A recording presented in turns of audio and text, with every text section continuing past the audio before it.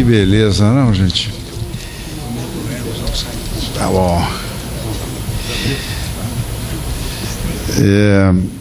Realmente um deleite ouvir Eros Grau com tanta qualidade e ao mesmo tempo de uma maneira leve, né? Expondo o tema com uma absoluta maestria, domínio absoluto da matéria. Uma maravilha. Fico muito satisfeito de ter podido ouvir mais uma vez o nosso ministro Eros Grau e espero que todos tenham muito aproveitado a sua palestra.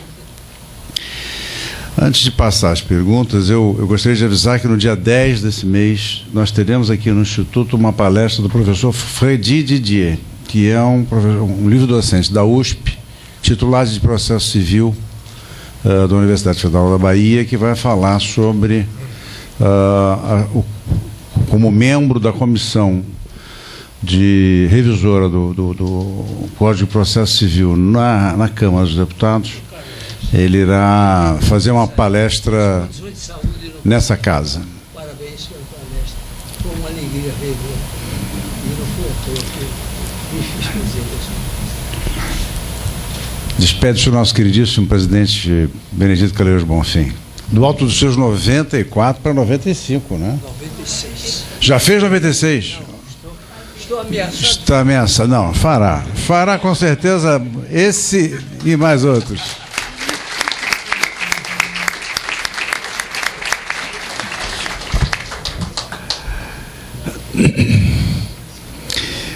Uma questão que me preocupa, eu vou começar já, enfim, provocar o nosso ministro. Eu pediria que trouxesse um microfone portátil para que o ministro não precisasse levantar a todo momento.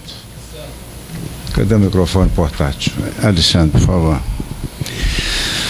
Uma das coisas que me preocupa ver nos últimos tempos, ministro, é que o Supremo Tribunal Federal, modificando o seu regimento interno, enfim, através das suas decisões, tem criado obstáculos absolutamente intransponíveis aos recursos constitucionais, recursos extraordinários, o que nos deixa muito preocupados. Ou o Supremo vai ser uma corte constitucional, ou o Supremo vai ser uma corte recursal, e não fica fingindo que é ambas as coisas para as pessoas que estão do outro lado, esperando que esse serviço público se realize dentro das expectativas. Essa é uma preocupação.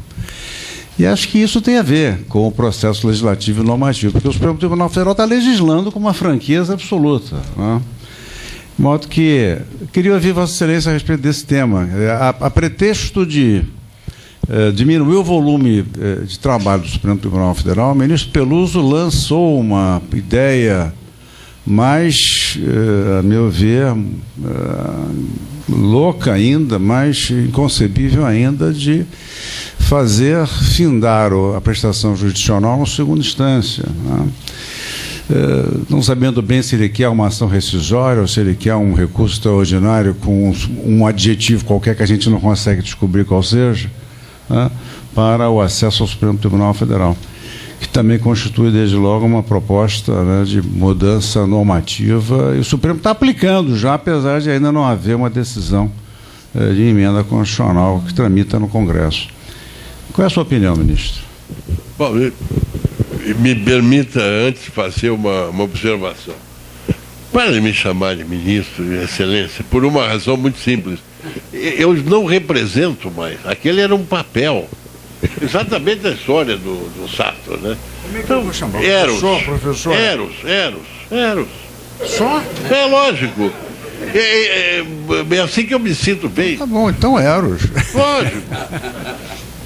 Agora, tudo bem, isso vale para todo mundo. Por favor, parem com isso. Eu não sou mais.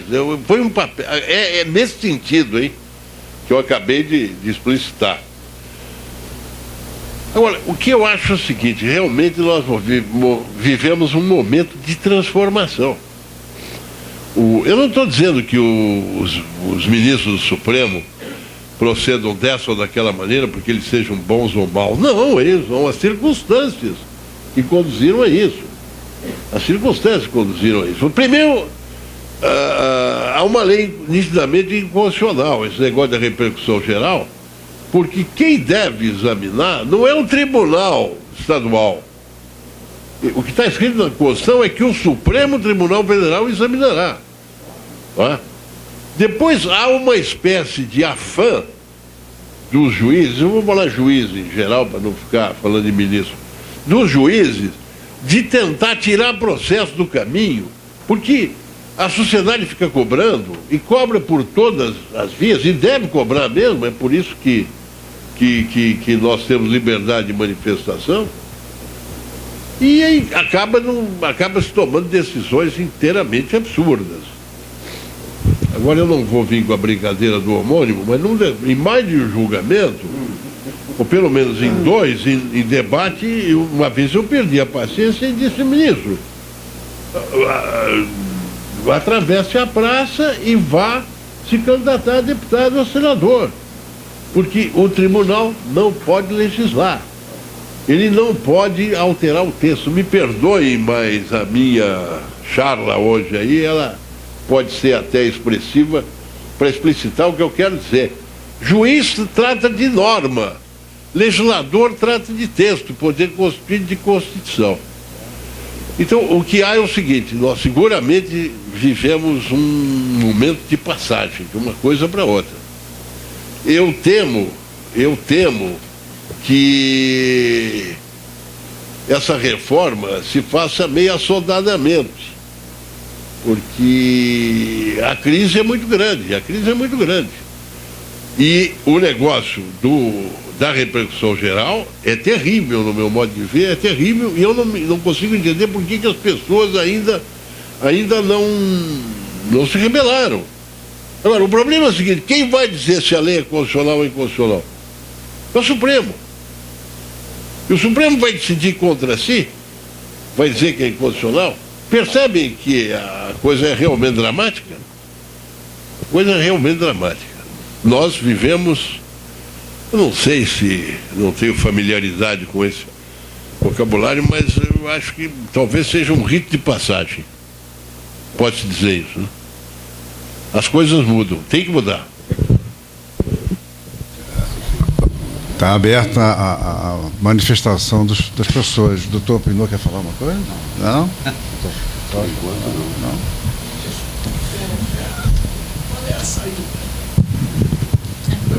Nosso ex-presidente Nelson Paz Leme. Eu acho que a saída, eu tenho certeza que a saída é se começar a pensar seriamente,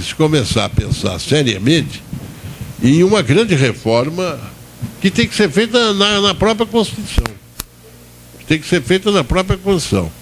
Porque, inclusive, há um assodamento hoje entre Poder Judiciário e Legislativo. Eu não me lembro qual foi a matéria de uma determinada decisão. Não me lembro, sinceramente não me lembro. Mas isso não é um caso ou outro. Há uma antipatia muito grande. E eu não estou absolutamente censurando os ministros, eu estou censurando a instituição, o tribunal. Ele acaba jogando para fora de si determinados problemas para poder respirar. Então, tem que ser uma reforma constitucional a ser estudada seriamente. Poder constituinte derivado originário? Não, eu acho que a situação não está ainda para poder constituinte originário. Tem que ser derivado, né?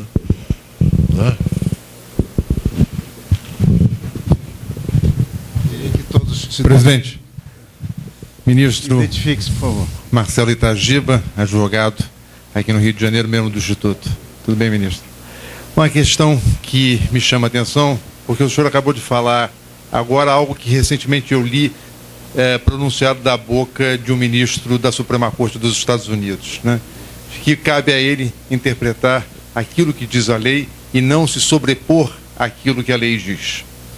Eu tenho observado agora uma nova moda que surge nas decisões judiciais, que é a questão dos chamados vícios transrescisórios.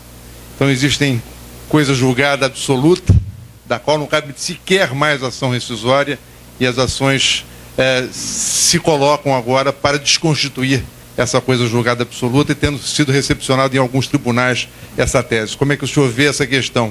E uma segunda pergunta, o senhor acredita que o Congresso deveria ter um papel também na questão das inconstitucionalidades, como ocorre em alguns países, quando o Supremo decreta a inconstitucionalidade de uma lei, poderá, talvez, o Senado ou o Congresso Nacional derrubar essa decisão da Suprema Corte? Talvez seria uma solução para botar em harmonia ou em equilíbrio o poder legislativo e o judiciário.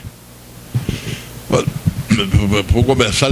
Esse juiz da Suprema Corte Americana é o Stephen Breyer ou não? Esse sujeito é...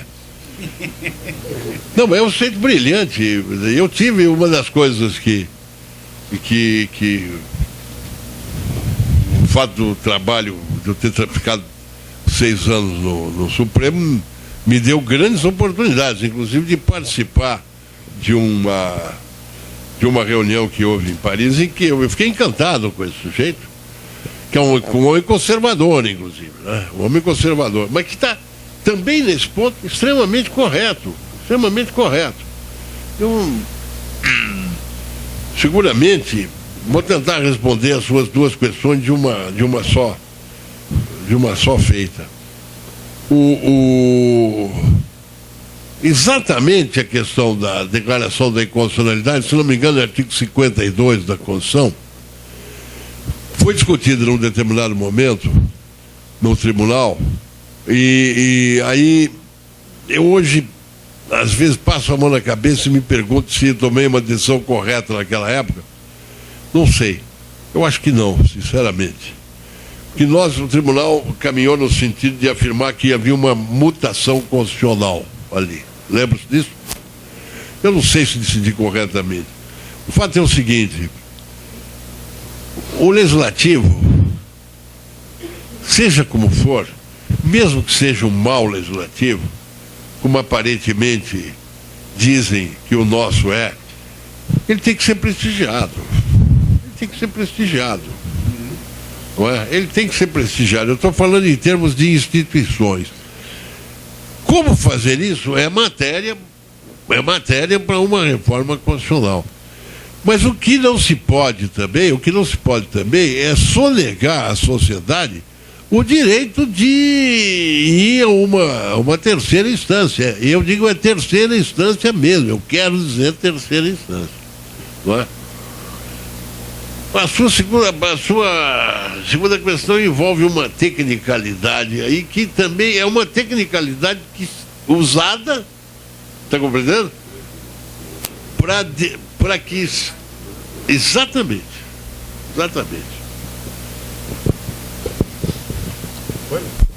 Doutor Pedro, por favor, Alexandre. Doutor Pedro Nunes Barbosa, nosso diretor cultural.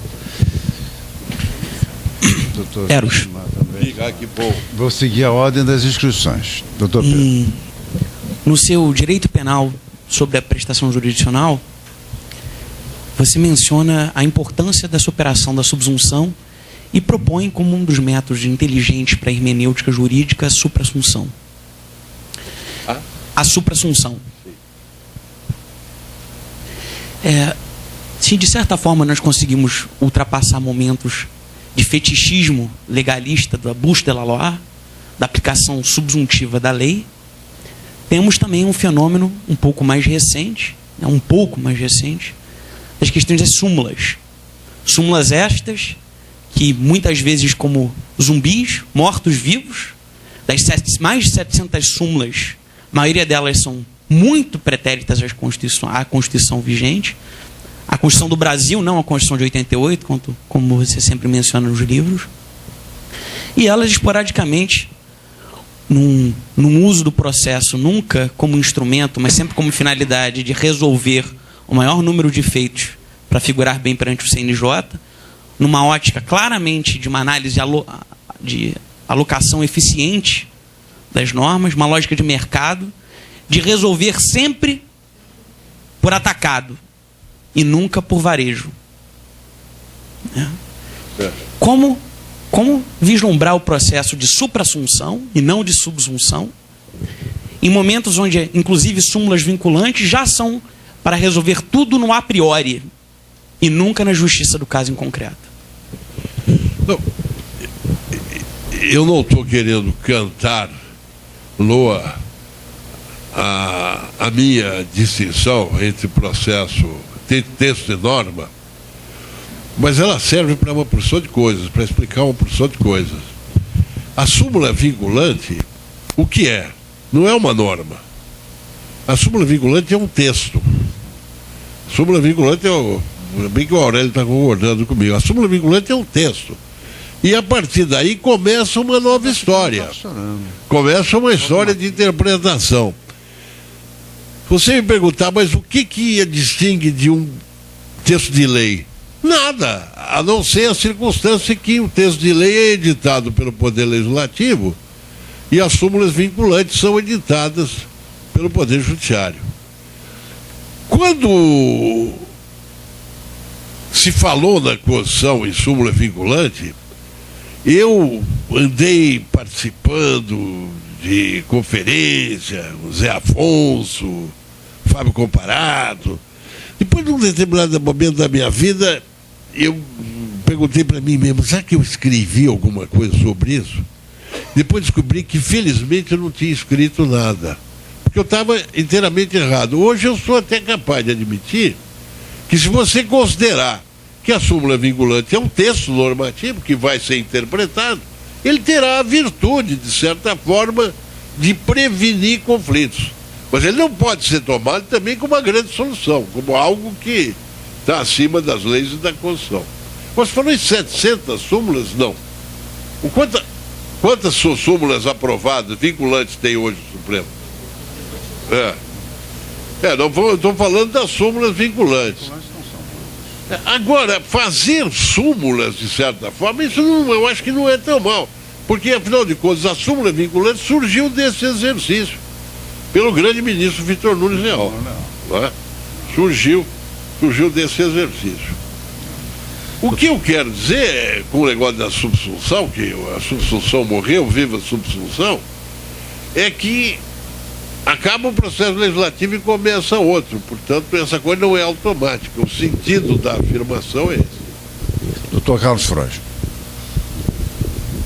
Eros Roberto Grau, você foi ministro do Tribunal Superior Eleitoral, durante algum tempo.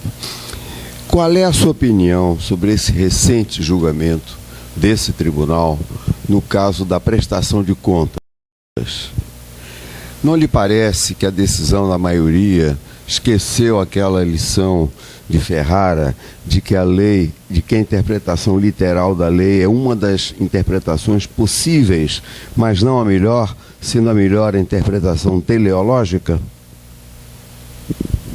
Meu caro Frois, é aquilo que eu te disse, eu disse aqui. Há sempre mais de uma solução correta, não é? Há aquela que você chega pela interpretação literal e há aquela que você chega pela interpretação teleológica. O que você não pode nós podemos criticar, nós podemos condenar se ela exceder a tal moldura do texto e da realidade. Agora, que há mais de uma solução correta, e isso é a razão da nossa existência, né? Porque se não houvesse, nós não estaríamos tão bem dispostos com o trabalho, o que fazer, etc. Insisto que o direito não há soluções exatas, há várias soluções corretas. Eu não sei, eu não acompanhei esse caso exatamente, mas eu seguramente acho que seria possível decidir até nos dois sentidos. Eu posso tirar mais de uma norma daquele texto. Não respondi muito bem, mas pelo menos enrolei. Eu esqueci de consignar que convidei à mesa a minha vice-presidente, doutora Tereza Pantoja, que também quer fazer uma pergunta ao nosso Eros Grau. Queria cumprimentar o doutor Eros Grau pelo brilho da sua manifestação e achei extremamente importante e relevante esse cotejo, né, da interpretação do texto, que gera a norma, a interpretação da obra, né, alográfica, interessantes e curiosas as comparações e as imagens suscitadas. E queria lhe perguntar Será que estaria havendo, então, uma migração, uma convergência dos dois sistemas jurídicos mais prevalentes no mundo ocidental? O nosso sistema de base romano-germânica canônica e o sistema da common law? O senhor diria que está havendo essa convergência? Eu diria que não, que isso não deveria ocorrer. Pode ser até que esteja. Essa seria talvez uma maneira de explicar as expansões dos tribunais, não é? Mas o que não é correto, o que não é adequado à nossa Constituição. Enquanto essa Constituição estiver aí, tal como ela está, o Poder Judiciário tem que se limitar a produzir normas jurídicas. Ele não pode reescrever textos, não é? Ele não pode reescrever textos e nem anulá-los. Talvez uma maneira de explicar os desvios inteligente seja essa sua observação. Mas, não obstante a observação seja inteligente, o desvio permanece a ser o desvio, não é? O desvio permanece a ser o desvio. Doutor José Matejo é um dos nossos membros. Boa noite. A pergunta que eu faço ao professor Eros é a seguinte: pelo que eu observo do discurso, pelo que eu aprendi aqui, eu percebo uma crítica forte à indeterminação que a postura dos tribunais traz, né? É uma crítica que eu vejo sendo feita por outros juristas gaúchos, como Leno Streck e Humberto Ávila. Me parece, salvo engano da minha parte, salvo erro de compreensão, que é uma crítica ao chamado neoconstitucionalismo, né, cujo fundamento filosófico é o pós-positivismo, que vai para além da legalidade estrita, como diz o Luiz Roberto Barroso. Então, a pergunta que eu faço a Vossa Excelência é como conciliar essa posição com a crítica ao positivismo mais estrito, porque me parece também que o apego à letra fria da lei é deletério. Então, eu pergunto como conciliar o discurso que vai para além da lei, da letra fria da lei, a normatividade não se encerra no texto legal, sem que venhamos a cair na indeterminação e na insegurança jurídica. Obrigado. Bom, uma boa pergunta.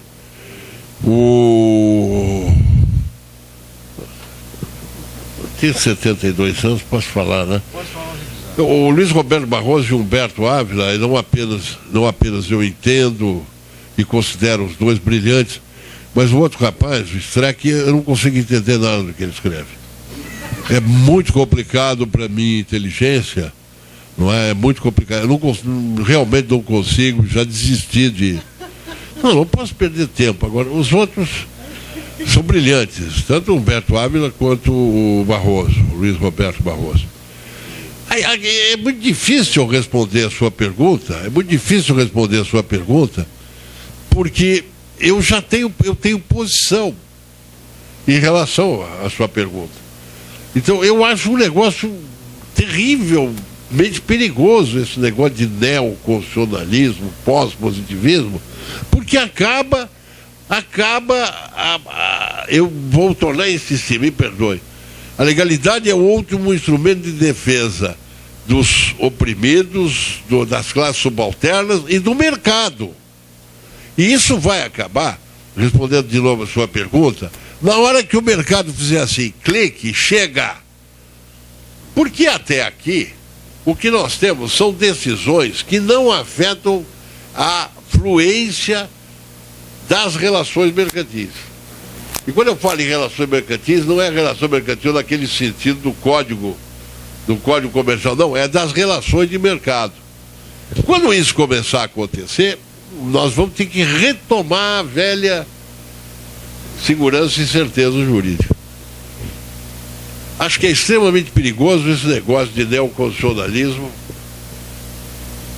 e pós-positivismo, porque isso pode ser resumido na afirmação da superioridade dos valores, não é, teleológicos sobre as regras de direito, que caracterizam o direito, por isso que elas são regras do direito. Ok? Continua franqueada a palavra. Me desculpe, uma última pergunta. Professor Eros, até continuando um pouco, tomando o que ele havia iniciado, tentando fazer uma saída pelo Poder Legislativo para o controle do conteúdo semântico do texto normativo, o senhor entende que ele seria incompatível com o sistema de abstração e generalidade necessário das leis? Na medida que a gente tenta restringir essa interpretação do texto com um Poder Legislativo mais atuante para restringir a interpretação semântica, ele é possível ser compatível com esse sistema? O senhor entende dessa forma? Perdão, eu não compreendi, me perdoe, não compreendi exatamente a sua pergunta.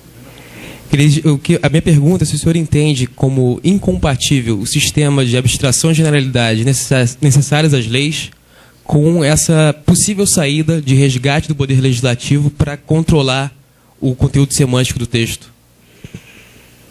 Eu acho que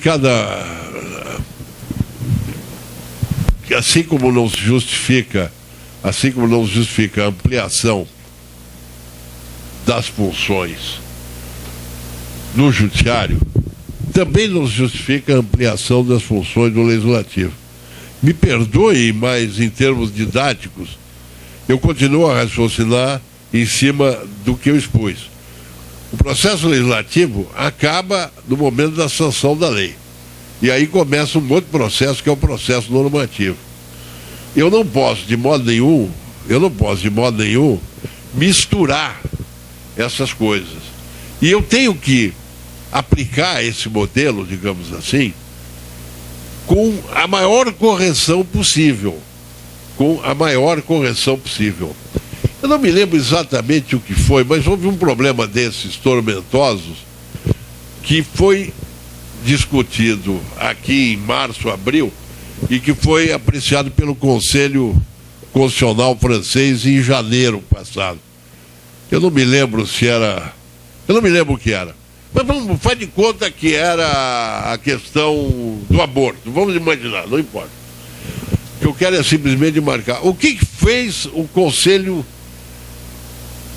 Constitucional francês? O Conselho Constitucional francês examinou a questão e disse: olha, realmente, essa é uma matéria muito interessante, mas não é comigo, Poder Judiciário. Os senhores encaminham uma mudança de legislação lá no Poder Legislativo. O que tem acontecido entre nós é que o Poder Judiciário tem se excedido e ele reescreve os textos. Agora, eu tenho muito medo de que, para corrigir isso, a gente vá para o lado inverso. Eu li um negócio recentemente de um deputado que dizia qualquer coisa de corrigir o texto corrigir uma decisão do Supremo, algo assim. Isso é extremamente perigoso. Não é? Isso é extremamente perigoso, porque não adianta você, para vestir um santo, desvestir outro. Muito complicado. Antigamente as pessoas respeitavam as decisões do Supremo, né? Hoje é o contrário, né? Se coloca em xeque os ministros do Supremo a cada julgamento. Agora, então, com a aproximação do julgamento do caso do Mensalão, está se fazendo um policiamento dos ministros de uma forma absolutamente, enfim, inaudita. Jamais tinha visto o Supremo Tribunal Federal tão emparedado, né, tão contestado, tão desafiado como vem sendo pela imprensa, pela grande imprensa, né, de uma forma geral. Isso nos preocupa profundamente, né? E acho que compete a nós, advogados, também fazer a defesa do Poder Judiciário, porque esse é um dos nossos papéis, né? Defender a boa administração da justiça. Creio que aí, nisso, uma campanha de desprestígio do Supremo Tribunal Federal, que é extremamente preocupante e que deva merecer, sim, de nós uma resposta defensiva bastante significativa. Posso fazer uma observação? Evidente, ministro. Não, eu acho que sendo muito incisivo, tudo isso começou com a TV Justiça. O dia que começaram a televisionar as sessões, isso foi banalizado. E aí veio tudo como uma onda, e eu não estou condenando ninguém, eu estou falando da instituição em geral.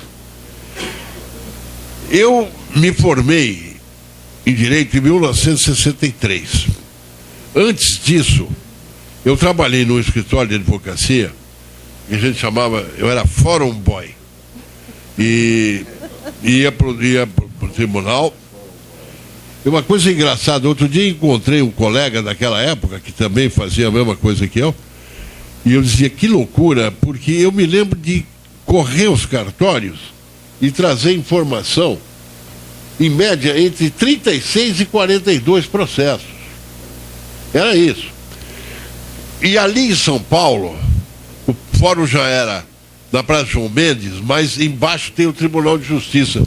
Tinha um boteco, um barzinho, em que se reuniam os todos estudantes de direito, passavam ali, tomavam um cafezinho e fumava-se. O Tribunal de Justiça de São Paulo tinha 15 desembargadores. Quando um desembargador passava, a gente pegava um cigarro e escondia. Era fora do tribunal, na entrada, e escondia, porque não se fumava na frente do desembargador. Primeira questão. Segunda questão, segundo fato que eu quero mencionar, que para mim, o dia que, numa conversa, isso surgiu, eu fiquei fascinado. Eu tenho um amigo chamado Plínio Arruda Sampaio, foi candidato a presidente. Muito bem, muito meu amigo, uma grande figura. O pai dele era o desembargador Arruda Sampaio. E conta-se uma história, ele me contou, o Plínio, houve um caso tormentoso em São Paulo, que estava em todos os jornais, papapá. Não me lembro nem se era matéria penal ou não, mas eu sei que houve um mandado de segurança ou habeas corpus, estava em todos os jornais. Isso na sexta ou no sábado. No domingo, no almoço, é uma bobagemzinha, mas tão importante. No almoço, estava o desembargador, a senhora e os filhos, e uma das filhas disse assim, papai, e esse caso, o que você acha? Ele disse, não sei, minha filha, eu ainda não li os autos. Isto que precisava ser tido como regra. Juiz não falar, não é? Mas ele fala, eu não estou criticando quem fale, ele é vítima dessa coisa da banalização. Perdão. Isso é por conta daqueles cigarros que eu fumava escondido dos embargadores. Então a questão é essa. Essa grande reforma aí tem que caminhar por isso. Nós precisamos reconquistar aquela aura, não é? Aquela coisa de seriedade. Tem que... Poder Judiciário e suas últimas instâncias tem que ter aí um recato, não é? Tem que ter uma reserva. Não é instituição democrática no sentido de se colocar em praça pública para ulular. É exatamente a serenidade, a prudência. Isso tem que ser reconquistado.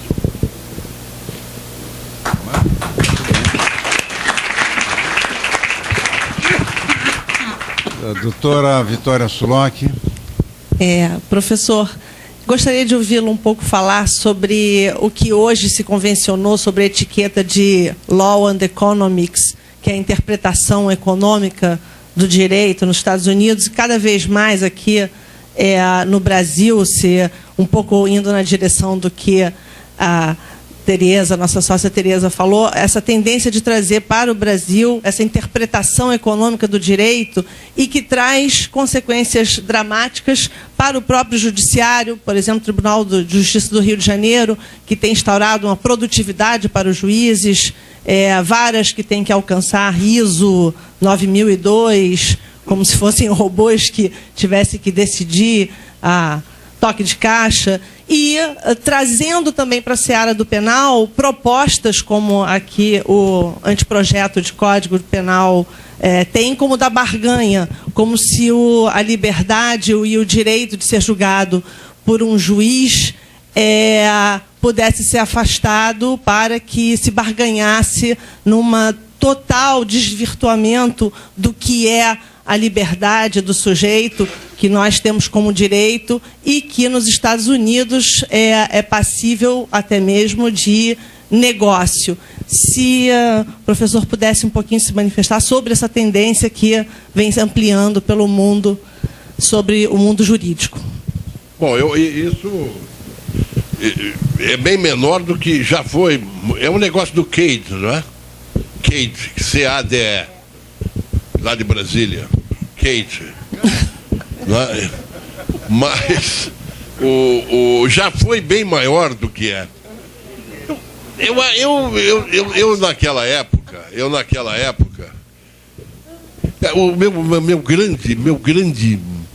minha grande pena é não ter faltado a uma sessão do Supremo, tempo que o Zé Paulo Sepúlveda pertence, estava ainda lá, e alguém falou em marco regulatório. E aí o Pertence falou, eu não conheço. Eu queria estar lá para dizer, não, eu só conheço o Marco Azambuja e o Marco Ferreira.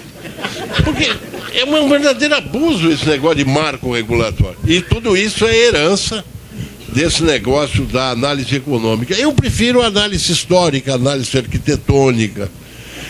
Tenho imensa, incomensurável a minha ignorância em relação a isso. Eu andei lendo algumas coisas. Tem um sujeito que usa de um exemplo do mercado de crianças. É um papa deles. Como é o nome do sujeito? Posner. Richard Posner. Não é? Mas eu não... Eu acho que isso é um desvio. O direito para mim ainda é aquela coisa, não é? Da busca do equilíbrio, etc. Eu sou um homem do século passado.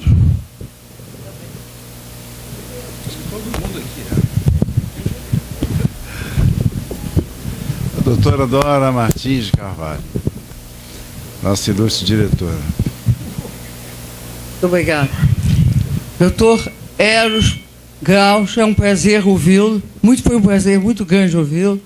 As palavras muito ponderadas, equilibradas e muito necessárias ao país nesse momento. Meu pai, com 92 anos, escreveu um livro, logo depois de publicada a Constituição, chamado A Revisão da Constituição. Muito irônico, bem sutil, mas com recadinhos para o Poder Judiciário, o Legislativo e para o Executivo.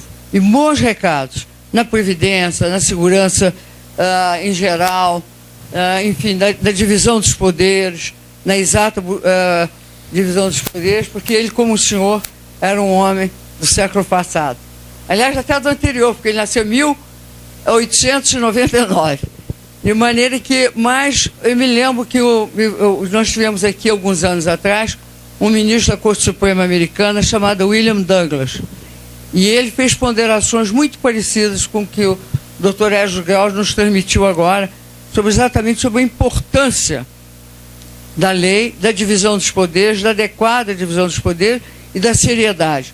Com relação à filha do desembargador, que perguntou o que ele achava, um livro recente agora, que fala da Corte Suprema Americana, do momento, mostra a relevância da seriedade do papel do magistrado. Quando o advogado, o antigo juiz está atuando como magistrado, que ele não pode comentar com ninguém. Ele recebeu, agora recentemente, num caso importante, com o presidente dos Estados Unidos, um determinado juiz recebeu a visita de um antigo colega. E o antigo colega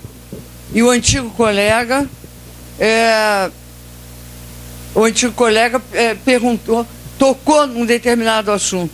Ele nunca mais recebeu o rapaz e mostrando a relevância do magistrado em não poder comentar sobre o processo da Corte Suprema com quem quer que fosse a matéria.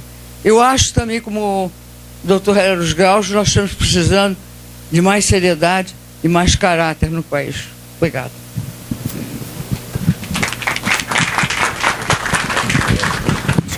Eu estou de pleno acordo com o que disse a doutora Dora. Não precisa de mais recato, que é reconquistar aquela seriedade. Eu registro a presença da ex-presidente dessa casa, a doutora Maria Adélia Campelo, que está à minha direita.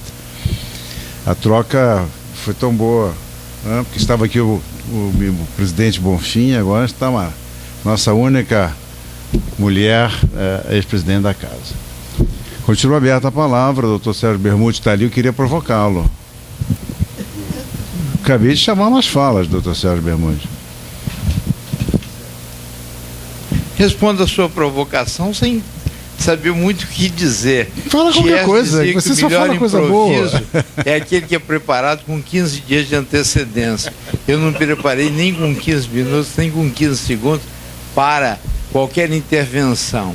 Eros Grau é grande amigo meu, ele sabe que eu sou o chefe do fã-clube dele há vários anos, uma amizade muito estreita nos une, de maneira que é um prazer ouvi-lo mesmo quando se trata de ouvir as suas respostas, já que a advocacia madrasta e cruel não me permitiu ouvir toda a sua palestra. Mas eu tenho uma vantagem.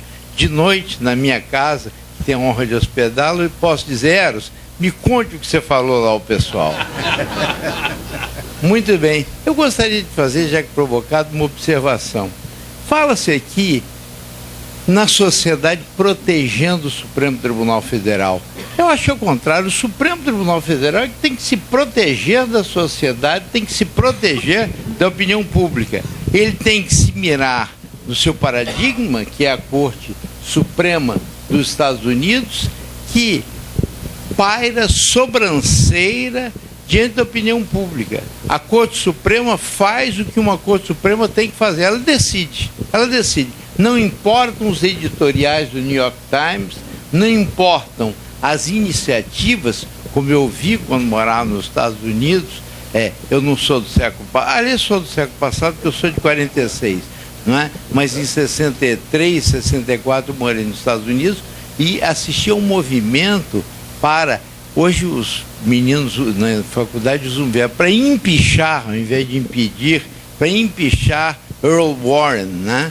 Porque era um ministro notável, foi governador da Califórnia, depois se tornou presidente da Suprema Corte nos Estados Unidos, um cargo que é fixo, né? Não há alternância como existe aqui. Mas, de qualquer maneira, a Corte Suprema não se importa com iniciativas, com movimentos de impeachment dos seus membros. A Corte Suprema não se importa com editoriais. A Corte Suprema não se importa com abaixo-assinados, que são raros nos Estados Unidos. A Corte Suprema não importa com crítica da doutrina, nem com crítica de outras cortes. Ela faz o que ela tem que fazer. Ela julga. Ela sempre, se quem percorrer a jurisprudência da Corte Suprema dos Estados Unidos vê isso. Ela decreta a constitucionalidade ou inconstitucionalidade do aborto independentemente da opinião majoritária ou minoritária da sociedade americana. Eu concordo com o ministro Eros quando ele se manifesta contrário, ao que eu entendi, à TV Justiça. Também eu sou contrário. Lamartine tem um verso que diz que até Deus quer que se lhe toquem os sinos. É natural que o ministro do Supremo, no momento em que se sabe na televisão, que ele queira mostrar um pouco a sua cultura, não é verdade? E mesmo quando ele salvo naquelas hipóteses que ele tenha o que Machado de Assis chamava de a volúpia suprema da vaidade, que é a vaidade da modéstia, não é verdade? Então, o ministro Supremo se sente incitado, concitado a dar a sua opinião, cheia de rendas e berloques, miçangas e paetês. Quando essa não é a sua função. A função do juiz é julgar. Aliás, uma observação, eu já vou parar. Duas observações em cima do que o ministro Eros falou. Primeiro, a questão de cigarro, né? Ele escondia o cigarro quando passava o desembargador. Em Cachoeiro da Pimirim, minha terra, eu não quero humilhar ninguém, não é? Mas eu sou de lá. Quando passava o juiz de direito, a gente estava fumando, a gente jogava o cigarro no chão e pisava no cigarro para que o juiz não visse. E Frederico Marcos, nosso amigo comum, contava que ele era desembargador e foi tomar um depoimento de Adhemar de Barros, que era governador do estado do estado, eu tenho a mania de dizer do estado do Espírito Santo. O Espírito Santo não teve essa felicidade, essa infelicidade. Bom, mas de qualquer maneira, ele tomava um depoimento de Adhemar, que era governador do estado de São Paulo. E a certa altura Adhemar tirou o maço de cigarro do bolso. Ele ficou quieto. Adhemar abriu o maço, ele quieto estava, quieto continuou. Tirou um cigarro, ele ficou quieto. Adhemar bateu o cigarro na mesa, ele quieto dentro. Quando Adhemar foi acender o cigarro, ele bateu com aliança no vidro da mesa e disse: não, senhor, réu não fuma. Muito bem, né? Réu não fuma. Então, só para contar uma história aqui, a gente já chega a uma idade em que a gente tem pressa de viver e gosto de reviver. Mas voltando aqui ao ponto, voltando especificamente ao ponto, eu acho que a Corte Suprema do Brasil está se expondo demais. Recentemente, a Folha de São Paulo disse de um ministro que dizia insistentemente: nós precisamos auscultar a opinião pública. Então a Folha de São Paulo dizia: se quer auscultar a opinião pública, deixa o Supremo, vai ser diretor do Ibope, não é verdade? Muito bem, é preciso que os ministros do Supremo Tribunal Federal, compenetrados da função que exercem, não é, decidam de acordo com a consciência de cada um. Entretanto, a gente poderia se estender muito aqui falando em Calamandrei, que passou a vida tentando escrever um livro sobre os fatores exógenos da jurisdição. Quais são os fatores que impressionam o juiz? Quais são os fatores externos que levam o juiz a julgar? Ele desistiu da ideia pela dificuldade de sistematização do assunto. Sem dúvida nenhuma, homem do seu tempo, o juiz recebe as influências, mas o que ele não pode fazer é se vergar a pressões. Ele é um homem do seu tempo, ele ouve manifestações, isso tudo compõe o seu julgamento, isso tudo é um elemento do seu julgamento, mas ele não pode ceder à opinião pública, isto é, ele não pode decidir assim ou assado, que essa é a opinião da opinião, esse é o sentimento da opinião pública. Eu acho que para quem foi concitado a falar sem esperar, não é? Eu já falei bastante, não disse muita coisa, mas pelo menos falei.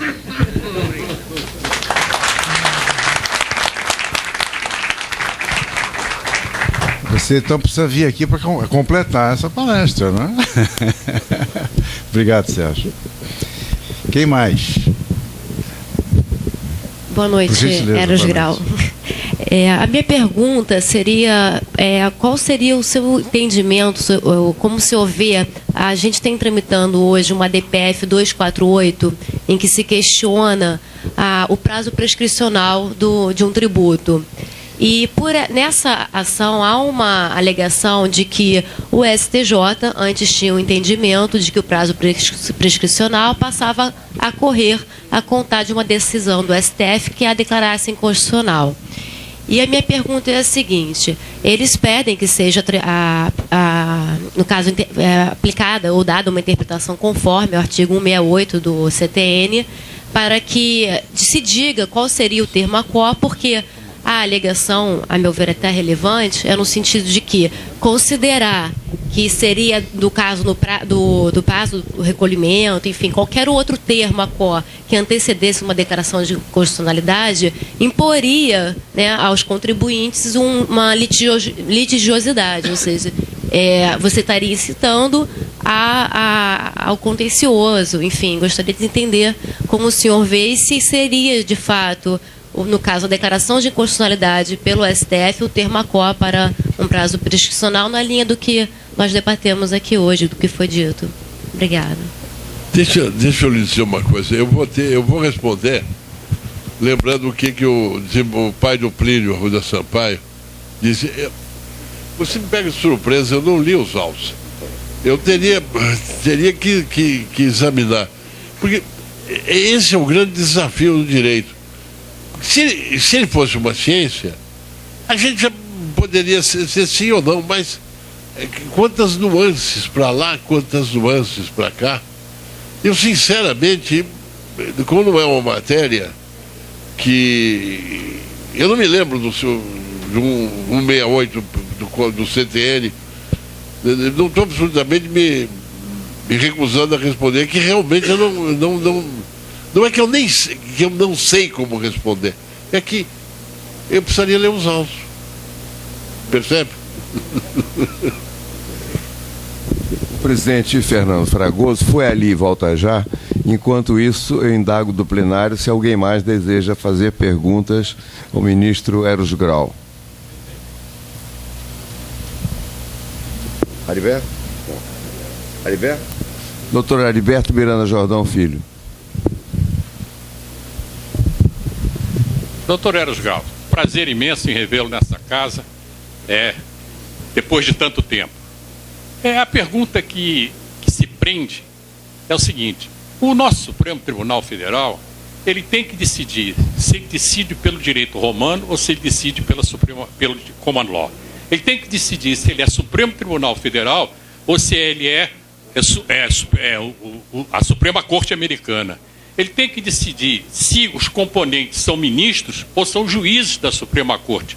Qual é a opinião de Vossa Excelência com relação a esse fato? Bom, em primeiro lugar, também é um prazer lhe rever, depois de tantos anos. Bom, o fato é o seguinte, não há dúvida para mim, eles têm que decidir segundo a lei e a Constituição. Eles são servos da lei, naquele sentido mais tradicional, do velho direito romano. Mas por conta desses desvios e dessas singularidades que ficam à vista quando o tribunal é banalizado, especialmente pela televisão, eu não vou dizer culpa, a responsabilidade pelo negócio da TV Justiça é do Marco Aurélio, que fez isso com a melhor das intenções, mas que depois, hoje mesmo eu imagino que se ele mesmo, Marco Aurélio, quisesse acabar com a televisão, já não dá mais, porque foi um processo de banalização muito grande. Então, as singularidades acabam, às vezes, prevalecendo. Eu vou lhe falar uma coisa com absoluta franqueza, que eu falo a vocês todos. Sabe que eu nunca tomei consciência de que estava sendo televisionado? E isso foi eu acho que era essencial para que eu pudesse cumprir o meu papel, o negócio do sartreano, né, de jogar o papel de juiz, de um modo peculiar, que eu acho que foi de um modo peculiar. Mas, em compensação, eu vi gente que estava representando para a televisão. Eu vi mais de uma vez o seguinte comentário: um momento, eu estou explicitando uma coisa, não, já ficou claro. Eu sei que foi flagrado, eu acho que no ato falho, isso não, mas eu não estou falando para vocês. Ele estava falando para a televisão. Eu não estou apontando para ele, condenando. Isso não são as circunstâncias. Por isso que eu digo, nós vamos ter que caminhar para uma reforma. E sem arrombos, tradicional, conservadora. Não é? Como eu hoje estou sendo.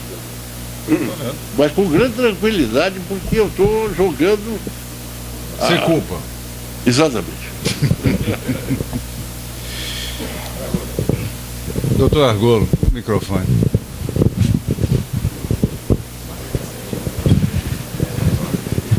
Meu prezado Eros Grau, estou preocupadíssimo.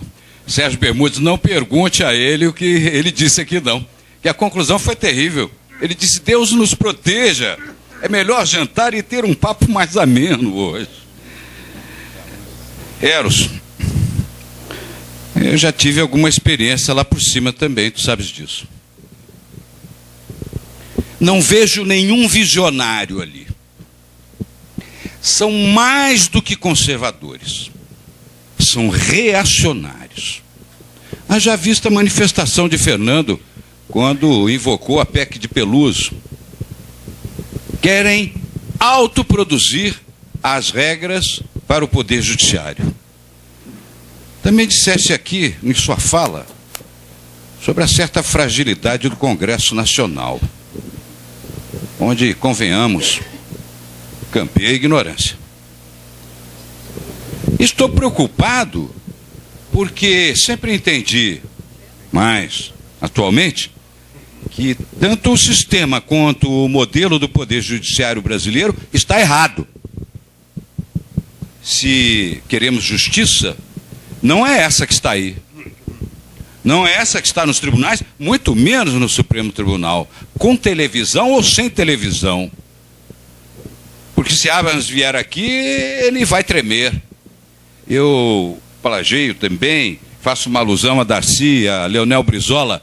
A judicialização da política no Supremo deve ser entendida como a judicialização da política morena, como eles diziam, porque é bem pequenininha.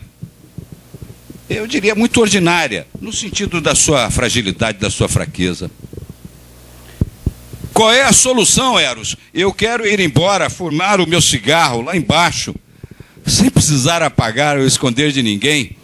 Qual vai ser a nossa solução se o próprio Supremo não vai conseguir dar cabo, não vai atender os nossos anseios, porque hoje a advocacia está lutando contra o Supremo, como esta casa, em diversas manifestações, e como estamos discutindo também essa imensa fragilidade que há no Congresso Nacional, que produz normas, pensando que vai solucionar os problemas e não se soluciona. Será que vamos ressuscitar Justiniano para fazer uma nova compilação da legislação brasileira, sobretudo para o judiciário? Eu quero ir dormir com uma certa dose de tranquilidade hoje. Qual será a solução?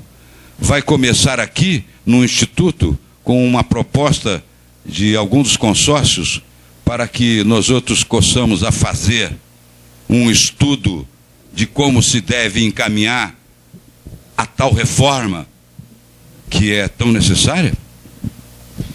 Eu queria só advertir, essa será a última resposta que o ministro, doutor Eros Grau, ou que o nosso Eros vai dar, porque ele pega um avião em alguns minutos de volta à sua cidade, São Paulo. De modo que terminaremos com essa última manifestação.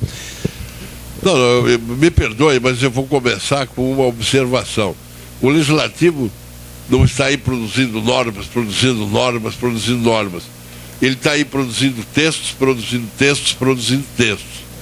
Quem produz a norma são os juízes que vão pegar esses textos depois. Não é uma questão de correção. Parece que nós tínhamos até combinado antes, né? Para deixar isso. Eu não sei o que aconteceu ultimamente. Mas me perdoem que faça uma brincadeira.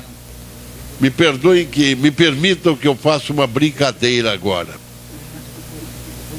Vocês vão ver onde eu vou chegar. Agora há pouco, antes de eu chegar aqui, eu liguei o rádio e havia uma notícia que eu não dei antes porque esperava esse momento para dar. Deu a notícia de que o ministro fulano pediu aposentadoria. E, portanto, nós temos que imaginar já, até porque essa é uma reunião de advogados, mas imaginar dentro do quadro da realidade que quem é que pode vir a ser ministro supremo? Esse país tem 190 milhões de habitantes.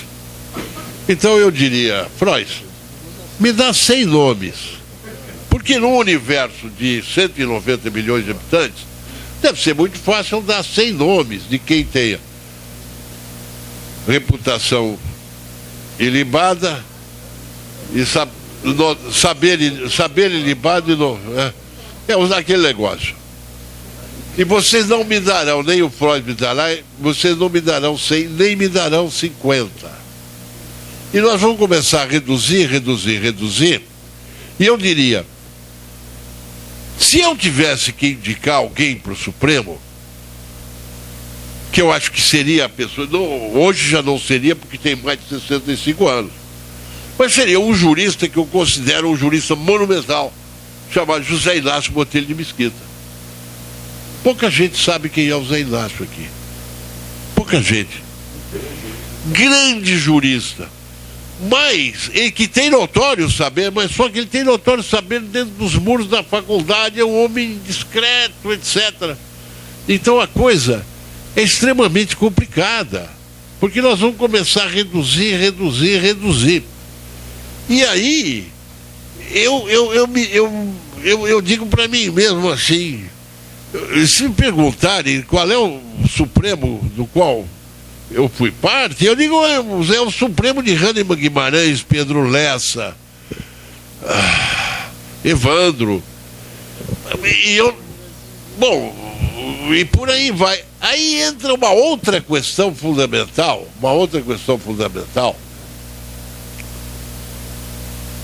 e eu digo, não estou fazendo crítica a ninguém, mas deixar bem claro uma coisa, eu cumpro um papel, na medida em que eu sou juiz, ou no STJ, ou no Supremo.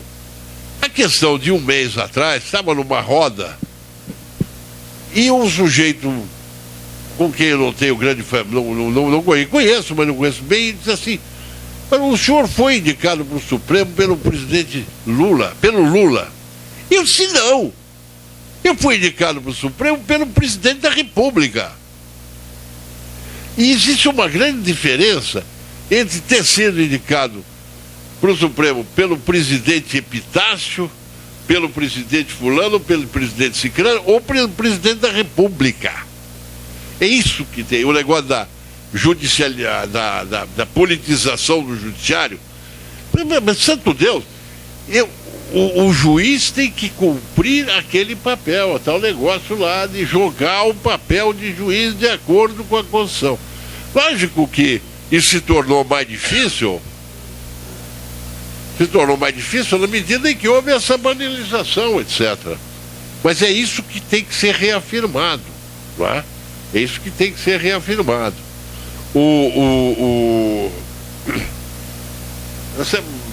Na semana que vem o pessoal do CPDOC da Fundação está querendo falar comigo e eu estou tendo grandes problemas de dizer o que eu digo, o que eu não digo.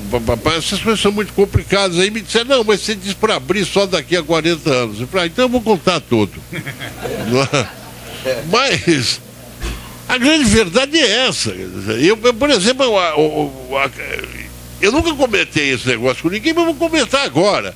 Eu fui parar no Supremo, mas podia ter chegado 8 anos antes. Porque se o ministro Nelson Jobim não tivesse aceito ele, quem teria sido indicado, segundo o relato do próprio Jobim, teria sido eu. Agora, o que mudaria de eu ter sido indicado pelo presidente Fernando Henrique ou pelo presidente Luiz Inácio? Nada. Não mudaria absolutamente coisa nenhuma. Eu digo isso com a mais absoluta tranquilidade. Mas isso tem que se dar a todo mundo as condições de dizer isso. Percebe? Falei demais, não? Não. Bom, é para encerrar, né? É, eu acho. Então tá bom, vamos encerrar. Eu, enfim, agradeço a presença de todos. Vejo que, como poucas vezes, né, na hora dos debates as pessoas começam a debandar e ficaram quase todos aqui com o Eros, ouvindo as suas maravilhosas, enfim, lições, mesmo depois das perguntas. De modo que só temos a agradecer, Eros, a sua presença, exigindo que volte. Está aqui uma lembrança da sua vinda, para que você, de vez em quando, abra e veja que esse Instituto sempre terá os seus braços abertos para você, como membro, antigo membro da casa, que venha mais para nos dar as suas lições e participar desse convívio que tanto nos agrada. Boa noite a todos, muito obrigado.